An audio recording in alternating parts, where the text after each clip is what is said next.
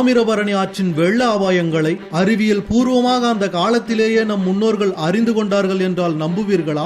வாருங்கள் ஆதாரத்தோடு பார்ப்போம்.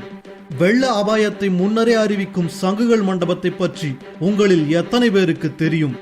தாமிரபரணி ஆற்றின் மையத்தில் சங்குகள் மண்டபம் அமைக்கப்பட்டிருக்கிறது. 3 பக்கம் திறந்த வெளியுடனும் தண்ணீர் வரும் எதிர்பக்கம் மட்டும் கல் சுவரால் அடைக்கப்பட்ட மண்டபம் தான் அது. அதன் உச்சியில் சங்கு போன்ற அமைப்பு உள்ளது. ஆற்றில் வெள்ளம் வரும் பொழுது அந்த மண்டபத்திற்குள் குறிப்பிட்ட அளவிற்கு மேல் நீர்மட்டம் உயர்ந்தால் வெள்ளத்தின் இரைச்சலால் காற்று உந்தப்பட்டு அந்த சங்கு மிக சத்தமாக ஒலிக்கும். இதுதான் வெள்ளம் வரப்போகிறது என்பதற்கான அபாய அறிகுறி. இதன் மூலம் மக்கள் வெள்ள அபாயத்தை உணர்ந்து பாதுகாப்பாக இடம்பெயர்வார்கள். சங்கு இருக்கும் உயரத்திற்கு நீர்மட்டம் உயர உயர சங்கின் சத்தமும் அதிகமாகிக் கொண்டே போகும். ஒரு கட்டத்தில் சங்கின் ஒளி திடீரென நின்றுவிடும்.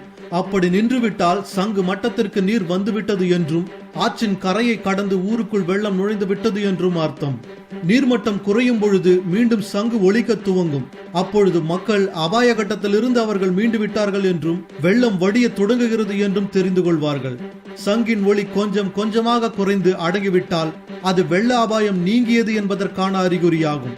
ஆகையால் மக்கள் தங்கள் இயல்பு வாழ்க்கைக்கு திரும்பி விடுவார்கள். அந்த காலத்தில் பல கிராமங்களை வெள்ளத்திலிருந்து காப்பாற்றிய சங்குகள் மண்டபங்களோ இன்று அழிந்து போய்விட்டன. ஒரு சில இடங்களில் மட்டும்தான் இந்த மண்டபங்கள் இருக்கின்றன. ஆனாலும் கூட ஆற்றில் வெள்ளம் வரும் பொழுது அபாய ஒலி எழுப்பும் அளவிற்கு அந்த மண்டபங்கள் இன்று வேலை செய்கிறதா என்று தெரியவில்லை. இது போன்ற நமது முன்னோர்களின் அறிவுபூர்வமான படைப்புகளை அழிந்து விடாமல் காப்பது நமது கடமையாகும். இது போன்ற மேலும் வரலாற்று செய்திகளுக்கு பயாஸ்கோப் சேனலை சப்ஸ்கிரைப் செய்யுங்கள்.